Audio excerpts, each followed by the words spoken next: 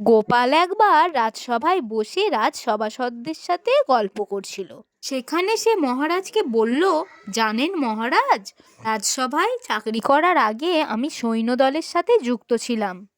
মহারাজ তখন বলে, বলো কি হে গোপাল, তাহলে তোমাকে যুদ্ধও তো করতে হয়েছে?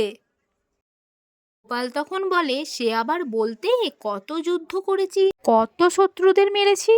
মহারাজ তখন বলে, তো বলো আমাদেরকে, কিভাবে তুমি যুদ্ধ করতে, কিভাবে যুদ্ধে শত্রুদের বিনাশ করতে।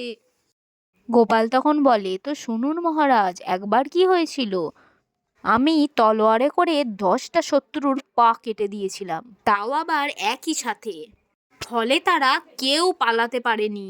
মহারাজ তখন বলে, সাব্বাস গোপাল, কিন্তু একটা কথা তো আমার মাথায় ঢুকছে না, তুমি তাদের মাথা না কেটে পা কাটতে গেলে কেন?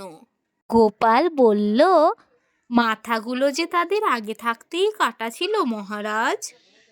গোপালের মুখ থেকে এমন রসিকতা শুনে মহারাজ সহ সকলে হো হো করে হেসে উঠল। হ্যালো বন্ধুরা, কেমন লাগলো আজকের এই গল্পটি ভালো লেগে থাকলে একটা লাইক করে দেবে, আর হ্যাঁ প্লিজ চ্যানেলটিকে সাবস্ক্রাইব করে দিও। আবার আসছি একটা অন্য মজাদার ভিডিও নিয়ে। আজকের মতন এই পর্যন্তই, টাটা।